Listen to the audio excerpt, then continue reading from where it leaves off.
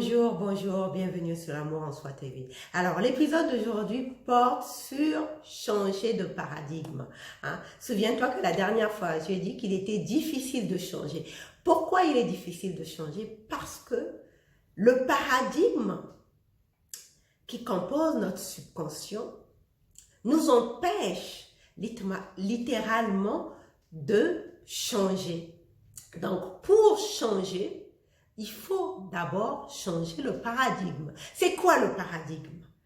Tu sais, quand on est enfant, on est une vraie éponge à émotions et à tout ce qui nous entoure. Et en étant enfant, notre subconscient est comme un vase ouvert, complètement ouvert. Et donc, tout ce qu'il y a autour de nous, si on a des parents violents, si on a une mère abusive, si on a autour de nous des personnes qui parlent toujours en mal des hommes, ou bien des hommes qui violentent leurs femmes, quand on est enfant, tout ça s'enregistre dans notre subconscient. Et si l'environnement où on est né est un environnement de pauvreté, où on parle toujours, où on manque toujours de tout, tout ça, ça s'enregistre dans notre subconscient. Et ça, c'est ça le paradigme. Et ça, quand on est enfant, toutes ces informations se mettent dans notre subconscient sans aucun filtre, comme je l'ai dit, comme un vase ouvert. Et vers l'âge de 3 ans, l'enfant commence à prendre conscience de son environnement et petit à petit, c'est lui-même qui commence à former son paradigme. Mais toujours est-il qu'à la base, le paradigme est composé de tout ce qu'il y a autour de lui et sans aucun filtre. C'est ça. Et au fur et à mesure qu'il grandit, ce paradigme vers l'âge de 7 ans, donc ce subconscient vers l'âge de 7 ans, se ferme. C'est pour ça qu'on dit que 7 ans est l'âge de la raison. Parce que à partir de ce moment-là, l'enfant prend conscience réellement. À partir de 3 ans, il est encore observateur, donc il peut faire des petits choix. C'est à partir de 3 ans d'ailleurs que l'enfant commence à dire non. Moi, je sais que mon fils, c'était à partir de 3 ans qu'il commençait à me dire non à tout. Donc, à partir de 3 ans, il commence à dire non, mais il n'est pas encore conscient de son monde, de son environnement. Mais à partir de 7 ans, là, il commence à raisonner. C'est pour ça qu'on parle de l'âge de la raison. Et là, c'est le conscient qui vient prendre place. Mais, entre-temps, le paradigme s'est formé. Donc, qu'est-ce qui se passe quand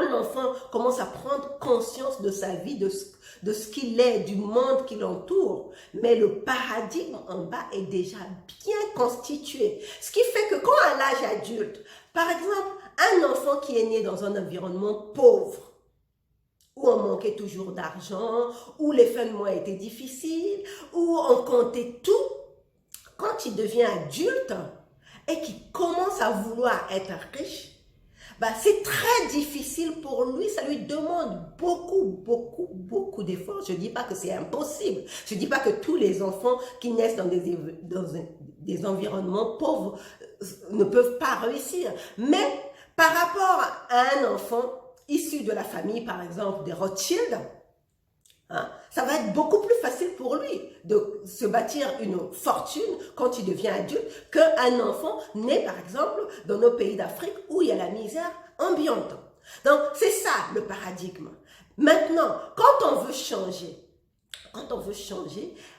le travail consiste pour nous à changer ce paradigme. C'est pour cela qu'il existe des outils, comme les affirmations positives, comme la prière. Je ferai une autre vidéo sur la prière, la vraie prière, comme les méditations, mais tout ça, il faut savoir les utiliser parce que nous avons tous ces outils à notre disposition, mais pour la plupart d'entre nous, nous ne savons pas les utiliser. Prenons par exemple le cas des affirmations positives. J'ai le cas de cet ingénieur qui voulait trouver la femme idéale, vivre la relation parfaite. Et donc, partout dans sa maison, que ce soit dans ses toilettes, dans sa douche, dans son salon, dans sa voiture, il avait mis l'affirmation comme quoi je vis la relation parfaite avec la femme idéale. Donc, partout, il y avait ces affirmations. Et quand un ami est venu le voir, qui a remarqué qu'il y avait toutes ces affirmations partout dans sa maison, il lui a demandé, est-ce que ça fonctionne vraiment? Et l'ami ingénieur, tout penaud de lui dire, bah non, qui voudrait de quelqu'un comme moi?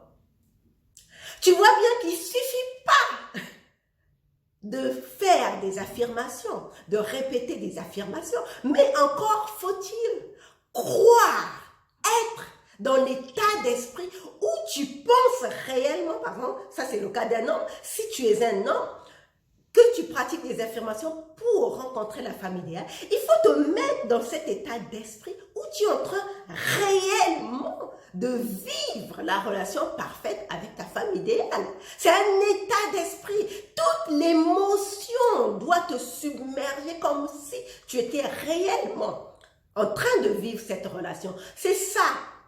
Utiliser les outils à ta disposition de la bonne manière. Et pareil pour la méditation et pour la prière. Je ferai d'autres vidéos sur ça pour la vraie méditation et la vraie prière, comment réaliser tes vœux. Donc pour aujourd'hui, ce que je voulais te dire, c'est de prendre conscience. Tu as un paradigme qui est constitué de tes habitudes, de tes croyances, de tout ce qui t'a été inculqué quand tu étais enfant. Et maintenant, à l'âge adulte, si tu veux changer, c'est prendre conscience du paradigme qui est le tien et travailler de façon efficace à changer ce paradigme. Donc, c'était tout pour aujourd'hui. Je te remercie d'avoir regardé cette vidéo et on se retrouve une prochaine fois pour un autre épisode de l'Amour en Soi TV. Bye bye.